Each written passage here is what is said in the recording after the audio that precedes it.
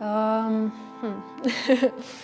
Pa dobro, ja sam, eto, kao što sam već napomenula, ta povučena osoba. Ćao, poštovanje.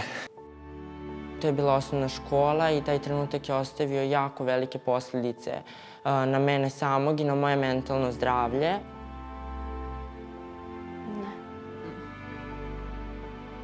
Nisam znao. Uglavnom sam željela da budem sama, da budem sa svojim psom. Sorry. Vedra je često, tako da ne bih naslutio ništa tako.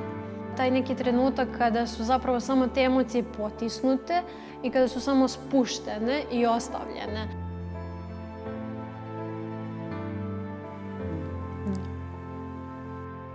Znači, to su toliko pritisci u glavi. Da li će nam se javiti misli o suicidu, što u tom momentu jesu? Zašto jednostavno ne mogu kao moji vršnjaci da nastavim dalje? Da ona želi, ona bi rekla. Ne mogu ja nju da sad nešto nateram, da ona meni nešto kaže, ako vidim da ona ne želi. Roditelji vide da sam loše i sad je pitanje šta sad.